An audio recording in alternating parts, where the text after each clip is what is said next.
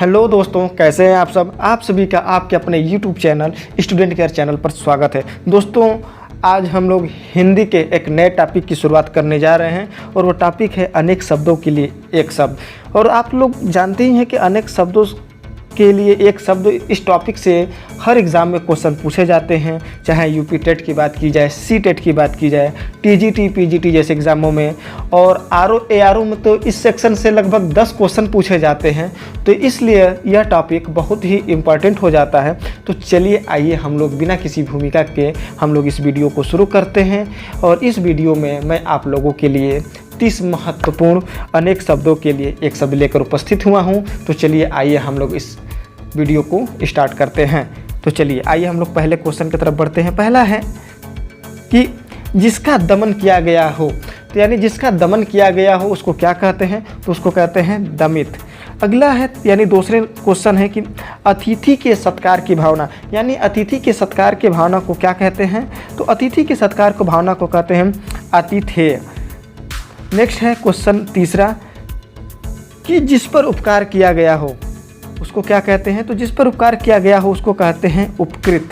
चलिए हम लोग 4th नंबर क्वेश्चन की तरफ बढ़ते हैं, यानी चौथे नंबर क्वेश्चन की तरफ बढ़ते हैं।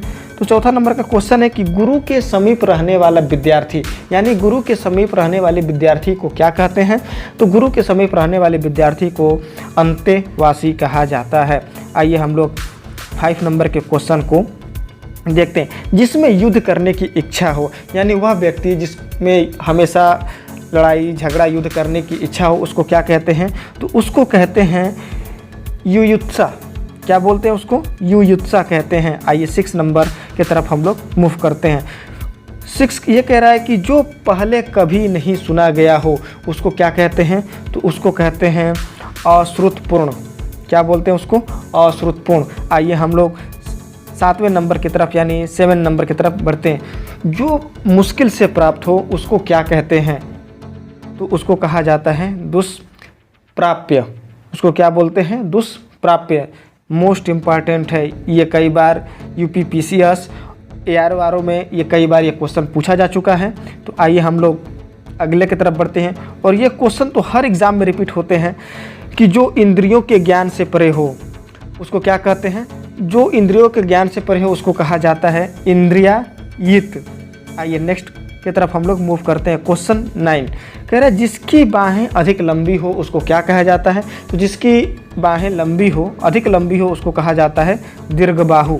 चलिए आइए नेक्स्ट की तरफ हम लोग मूव करते हैं।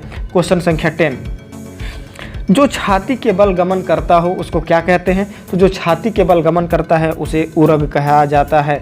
आइए नेक्स्ट की तरफ हम लोग मूव करते हैं। क्वेश्चन संख्या 11 यानी 11 किसी के पास रखी हुई दूसरे की वस्तु को क्या बोला जाता है, तो उस वस्तु को बोला जाता है धरोहर। आइए नेक्स्ट यानी 12 की तरफ बढ़ते हैं, यानी क्वेश्चन संख्या 12 कह रहा अन्य से संबंध न रखने वाले को क्या कहा जाता है, तो अन्य से संबंध न रखने वाले को कहा जाता है पर संबंध रहित। क्या बोला जाता है, पर संबंध रहित बोला जाता है। आइए क्वेश्चन संख्या 13 यानी 13 की तरफ देखते हैं हम लोग।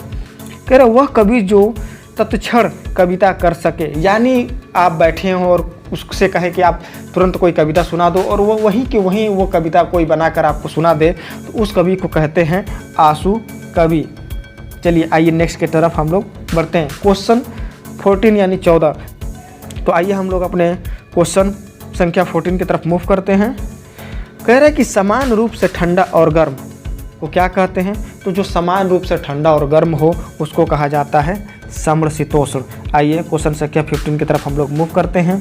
15 ये कह रहा है कि अपने मत को मानने वाला, यानी खुद को ही मानने वाला उसको क्या कहते हैं, उसको कहते हैं स्वमतावलंबी। क्या बोला जाता है उसको, स्वमतावलंबी बोला जाता है। आइए क्वेश्चन संख्या 16 यानी 16 की तरफ देखते हैं। जो कहा ना गया हो तो उसको क्या कहा जाता है, तो जो कहा ना गया हो उसको कहा जाता है अकथनीय। और एक और शब्द उसके लिए यूज होता है अकथ्य। एक और शब्द कौन सा यूज होता है, तो अकथ्य यूज होता है। चलिए आइए हम लोग नेक्स्ट क्वेश्चन की तरफ मूव करते हैं, यानी क्वेश्चन संख्या 17 की तरफ मूव करते हैं, यानी प्रश्न 17 की तरफ मूव करते हैं। कह रहा परंपरा से सुना हुआ उसको क्या कहते हैं, जो परंपरा से सुना गया उसको कहते हैं परंपरा श्रुत। आइए 18 नंबर क्वेश्चन की तरफ हम लोग बढ़ते हैं, यानी 18 नंबर क्वेश्चन की तरफ हम लोग मूव करते हैं। कहते हैं जिसे जानने की इच्छा है उसको क्या कहते हैं? वह व्यक्ति जो हर चीज़ जानने के लिए उत्सुक रहे उसको कहते हैं जिज्ञासु। उसको क्या बोला जाता है? तो जिज्ञासु बोला जाता है। चलिए हम लोग अपने अगले प्रश्न की तरफ यानी क्वेश्चन की तरफ बढ़ते हैं, यानी 19 यानी 19 प्रश्न संख्या 19 की तरफ। पृथ्वी से संबंध, तो उसको क्या कहा जाता है? जो पृथ्वी से संबंधित उसको कहा जाता है पार्थिव। तो क्या बोला जाता है? पार्थिव बोला जाता है। आइए क्वेश्चन संख्या 20 यानी 20 की तरफ हम लोग बढ़ते हैं।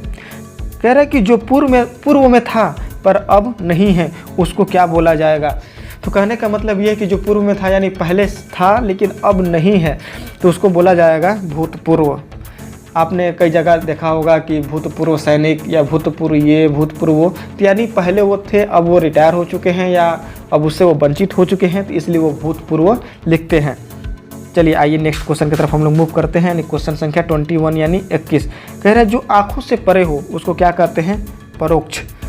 आइए 22 की तरफ बढ़ते हैं। संदेश ले जाने वाला, तो जो संदेश ले जाता है उसको क्या कहा जाता है? तो उसको कहा जाता है संदेश वाहक। चलिए आइए नेक्स्ट की तरफ हम लोग बढ़ते हैं। कह रहा है कि जिसकी गहराई नापी ना जा सके, तो जिसकी गहराई नहीं नापी जा सके उसको कहते हैं क्या? तो अथाह कहते हैं। उसको अथाह बोला जाता है। चलिए आइए हम लोग नेक्स्ट की तरफ मूव करते हैं, यानी क्वेश्चन संख्या 24 यानी 24।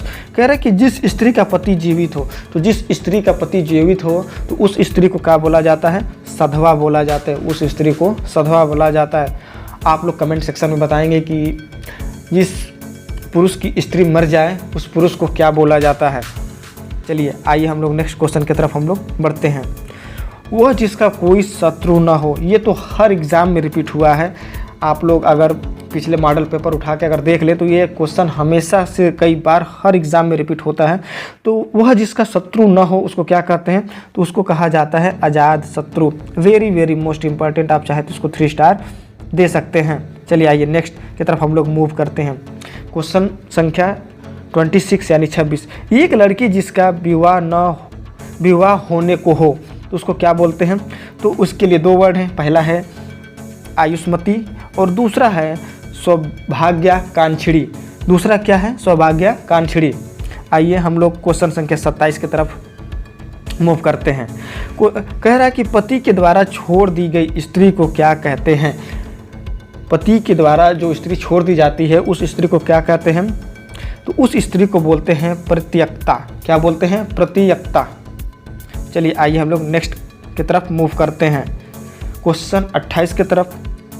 यानी हाथी की तरह चलने वाली स्त्री को क्या कहा जाता है? तो हाथी की तरह चलने वाली स्त्री को कहा जाता है गजगामिनी। चलिए आइए हम लोग अपने क्वेश्चन संख्या 29 की तरफ बढ़ते हैं। कह रहा है कि जो अभी अभी उत्पन्न हुआ है, तो जो अभी अभी उत्पन्न हुआ है उसको बोला जाता है नवजात या तो प्रसूत। और अपने इस वीडियो के लास्ट क्वेश्चन की तरफ हम लोग बढ़ते हैं। यह है कि जहाँ खाना मुफ्त मिलता है उसको क्या कहते हैं? तो जहाँ खाना मुफ्त मिलता है उसको हम लोग सदाव्रत बोलते हैं। तो दोस्तों आज का क्लास हम लोग यानी वीडियो यहीं पे समाप्त करते हैं। मिलते हैं हम लोग अपने अगले वीडियो में। तब तक के लिए दीजिए इजाज़त। धन्यवाद।